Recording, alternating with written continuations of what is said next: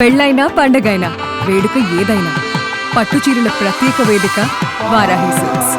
అహ్మదాబాద్లోని Narendra Modi stadium సాక్షిగా ఆదివారం జరగబోయే T20 ప్రపంచ కప్ 2026 తుది పోరులో భారత్ జయకేతనం ఎగరవేయడం ఖాయంగా కనిపిస్తోంది.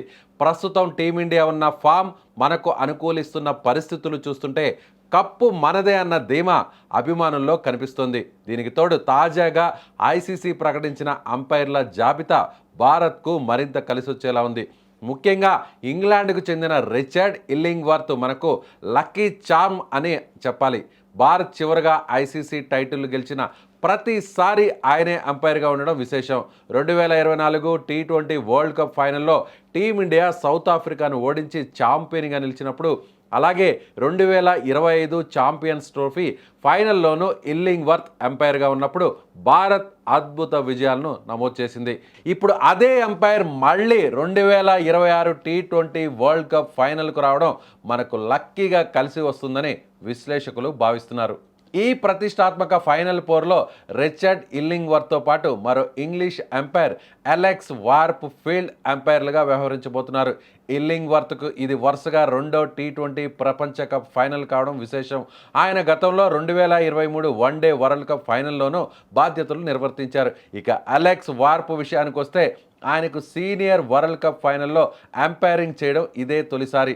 ఆసక్తికరమైన విషయం ఏంటంటే, ఈ టోర్నీ సెమీఫైనల్లో సౌత్ ఆఫ్రికాపై న్యూజిలాండ్ విజయం సాధించినప్పుడు కూడా వీరిద్దరే అంపైర్లుగా ఉన్నారు. దీంతో అటు కివీస్కు ఇటు భారత్కు ఇద్దరు అంపైర్లు సుపరిచితులే కావడం విశేషం. మ్యాచ్ నిర్వహణలో కీలకమైన రెఫరీగా జింబాబ్వేకు చెందిన యాండీ పైక్రాఫ్ట్ బాధ్యతలు చేపట్టున్నారు. థర్డ్ అంపైర్గా దక్షిణాఫ్రికాకు చెందిన అల్లావుద్దీన్ పాలేకర్ సేవలు అందించబోతున్నారు.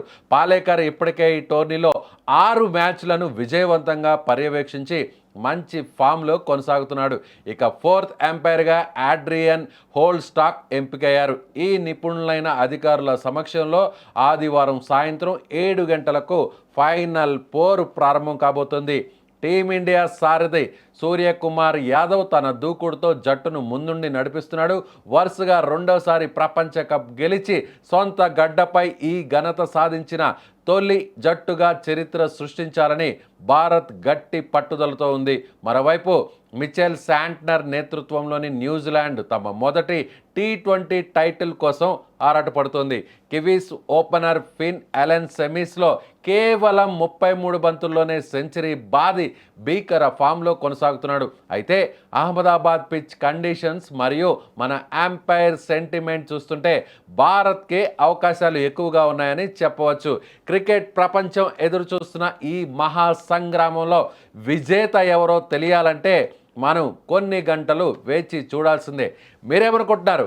ఖచ్చితంగా ఇండియా మళ్ళీ తిరిగి ఫైనల్లో గెలిచి వరుసగా T20 వరల్డ్ కప్ను గెలిచి రికార్డు సాధిస్తుందని భావిస్తున్నారా? ఈ మ్యాచ్లో ఇండియా వైపు నుంచి స్టార్ ప్లేయర్ ఎవరు కాబోతున్నారు? మ్యాన్ ఆఫ్ ది మ్యాచ్గా ఎవరు ఉండబోతున్నారు? మ్యాన్ ఆఫ్ ది టోర్నమెంట్గా ఎవరు ఉండే ఛాన్సెస్ ఉన్నాయి? ఎస్, మీ అనాలిసిస్ని, మీ అభిప్రాయాన్ని కామెంట్ బాక్స్లో తెలియచేయండి.